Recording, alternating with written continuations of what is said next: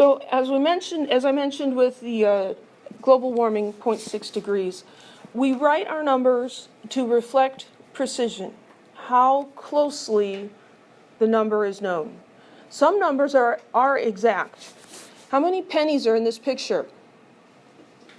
7. 1, 2, 3, 4, 5, 6, 7. Is there any question as to how many pennies there are? No.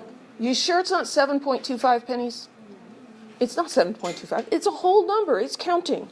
When we count discrete objects, the number is exact. But when we make a measurement, like how much this bar of gold weighs, there is uncertainty. So if we say 10 grams, exactly how we write that 10, do we call it 10.00000, or do we just call it 10? Those make a difference in how closely it is measured to 10. Didn't come out very well. So how do we indicate that? When scientists write numbers, we report them so that every digit is certain except one. The last digit has some uncertainty in it. It's an estimate. It's not hard fact, but we have an idea about it, so we're going to include that. So in this number, 45.872, all of the digits except the last one are certain. There is no uncertainty in it. The last digit is estimated. So precision is how close to the true value are you? No, take that back. That's accuracy.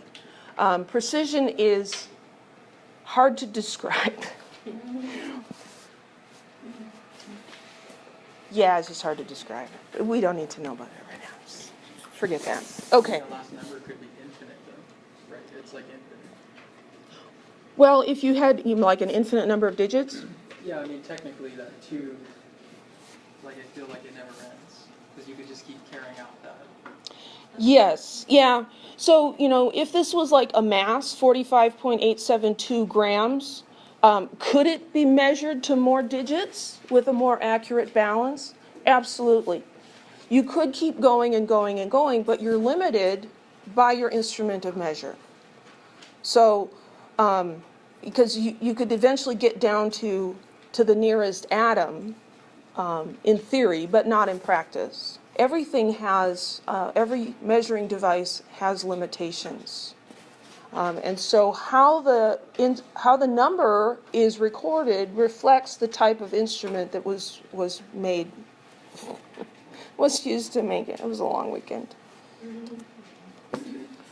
So let's look at this balance here. A little like kitchen balance, right? That you might weigh out portions if you're on a diet. So here's this pretty blue crystalline substance. When we look at this balance, we're going to ignore the ounces because those are English units, and in science we use metric units, so we're just going to ignore those. Here I've blown up this scale so you can see it a little better. We look at the lines on the scale here. So this top line is 0, and then here we have 10, and you count the lines in between, and you figure out that each of those red lines represents 1 gram, right? So when we figure out how much does this substance weigh, we look at this line here. This is the line that moves up and down. If it's heavier, it moves down. And we see that this brownish line is between 1 and 2 grams. Does anyone dispute that? It's obviously more than 1 gram and less than 2 grams, right? There's no uncertainty in that. Now, exactly how far from 1 to 2 is it? There's some uncertainty. There's no lines. We kind of have to guesstimate, right? So we estimate, we read between the lines, kind of mentally divide that into 10 pieces and say, well, I think it's about 0.2. If we all recorded this mass, we might have several different answers. Some people might say, no, that's 1.3. Maybe even 1.4.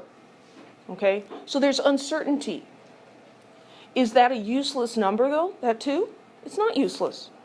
Because we're pretty sure it's not like 0.9, right? It's definitely closer to the 1 than it is to the 2. So this digit here, the uncertain digit, is useful. It gives us some information. Any questions about that? We're going to be talking about something called significant figures. If you understand this idea of uncertainty in measurements, it makes the whole discussion of significant figures a little easier to handle. Let's look at another one. This is another balance. Different type of a measurement here. Here we've got a pistachio. So we look here, and this line with the circle, we're going to try to figure out where on this knob does that fall. So this is 1 gram, and that's 2 grams. So then we can figure out that each of these smaller white lines represents 0.1 grams, right? So this is obviously between 1 and 2 again, right? So we say it's 1 gram, point something. There's no uncertainty in the 1. There's lines that show us that. And then we say, well, there's 1 and 1.1 and 1.2. It's between 1.2 and 1.3. Again, there's no uncertainty in that. It's 1.2 something. The last digit is where we estimate. And so you look between the lines. I call that reading between the lines. And you say, well, I think it's a smidge past half. I'll call it 6. So this would be appropriately recorded as 1.26 grams. We understand that there's some uncertainty in the last digit. Any questions?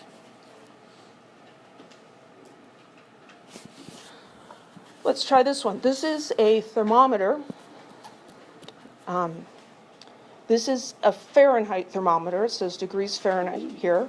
That actually might be the current temperature right now. How lovely. This one's being used to measure the temperature of a backyard hot tub. So you look at the thermometer, and how should you record that temperature? Well, you need to look at it, kind of orient yourself to the thermometer. This line is 100, and this line is 110. And then in between, there's 10 lines. So what does each of these individual lines represent? 1 degree Fahrenheit. Okay? So the smallest line is 1 degree. That means that we need to estimate the next place. So the smallest line, smallest division is 1 degree Fahrenheit. That means we estimate the next place.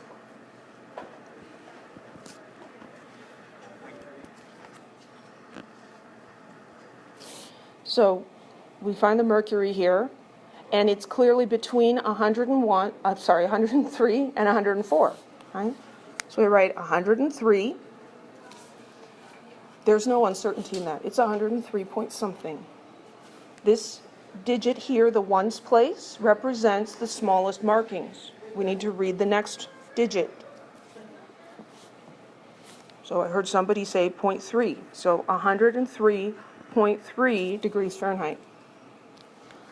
Somebody else might say, well, I think it's 103.4 degrees Fahrenheit. Those are both acceptable answers. Any questions? Recording measurements like this becomes a big deal in lab. Okay, I'm going to hammer you on this all semester, all 6 weeks. In the last week, we're going to have a lab practical exam, and you're actually going to have to measure some stuff all by yourself. And one of the things you'll be graded on is, are you recording your measurements to the correct number of decimal places? So you've been warned. So the significant figures, what we call significant figures, are all of the certain digits in a number and the first uncertain digit. These are the digits that we record when we write down a measurement. The problem comes when we have zeros. Zeros are a little bit tricky. So these are the rules for counting significant figures. All non-zero digits are significant. So in these two examples here, this is an example of a non-zero digit. That's a non-zero digit, and these ones are non-zero. That's pretty easy. Anything that isn't a zero, you count that. Then it's the zeros.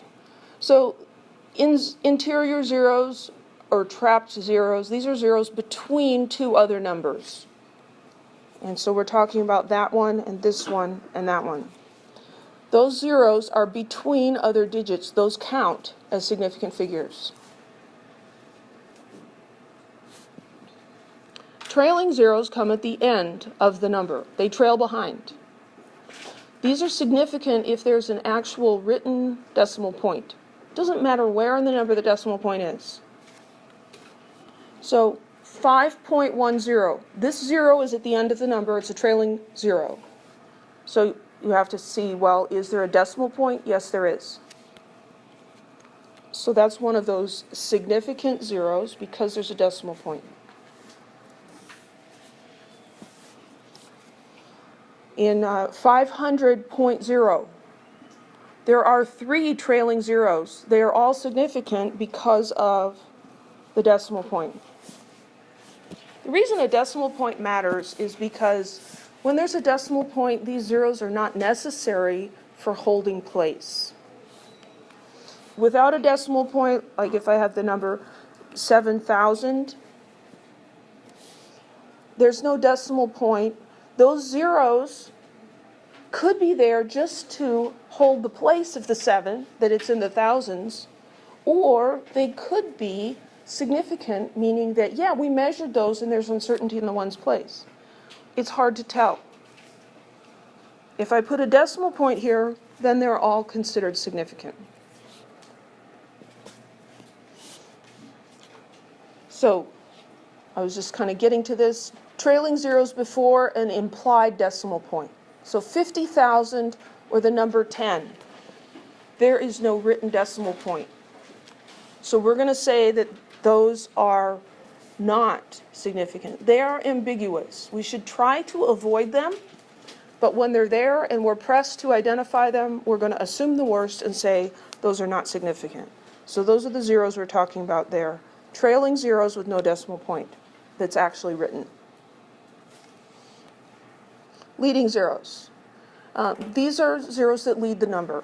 So 0.0005, 0.0153. These serve to locate the decimal point. They are never considered significant figures. They are not an indication that we measured in that place. So here we're talking about these leading zeros. Because if I wrote the number 52, if I stuck a 0 in front of that, would it change the value of the number? No. What if I stuck 3 zeros? No. It doesn't change the value of the number. Those zeros are not indicating measurement. Here, because this number is larger than 1, we don't need them to hold place. If we counted them as significant figures, then I'd have to count these. And they don't mean anything. So we never count leading zeros. Never. So leading zeros never count. Trapped zeros always count. It's the trailing zeros that are really tricky. So we'll talk about exact numbers and then we'll look at some examples. So in an exact number, there's no uncertainty. So like with the 7 pennies, right? There were 7 pennies. Well, I could say there's 7.00000000. I could go on forever, right? It's exact. So instead of saying that an exact number has a certain number of significant figures, we say that it is exact, or if you want a number, it's infinity. It has an infinite number of significant figures because you could just keep writing zeros at the end. It's exact. So exact counting of discrete objects, those are going to give us exact numbers. Integral numbers that are part of an equation. So in dealing with geometry, the diameter of a circle is 2 times the radius. This is an integer number and it is exact. So whole numbers like that show up in equations are exact. Defined quantities are exact. 12 inches equals 1 foot. Because the people that made up those units decided that.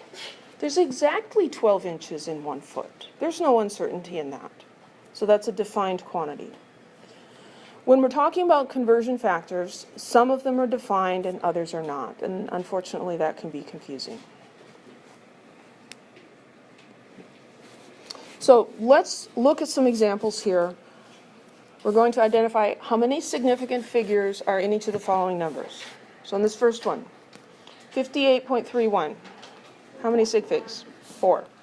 That one should be pretty easy because there's no zeros in there. Letter B, 0.00250. 3. The leading zeros, the ones that come at the beginning, you don't count those. You just start counting at the first non-zero digit, 2, 5. The trailing zero counts because there's a decimal point in the number. So there's 3 sig figs. 2.7 times 10 to the third. 2. This is a number in scientific notation. One of the beautiful things about scientific notation is it makes counting sig figs so much easier because all of the placeholding is taken care of by the times 10 to the third. All the digits in the decimal portion are going to be significant because you're never going to have a leading zero and you're never going to have a trailing zero without a decimal point. So this one has 2 significant figures. How about this? 1 centimeter equals 0.01 meter. It's exact. Because it's defined. A centimeter is exactly 1/100th of a meter. So that's an exact number. If you have to give a number, you'd say it has an infinite number of sig figs.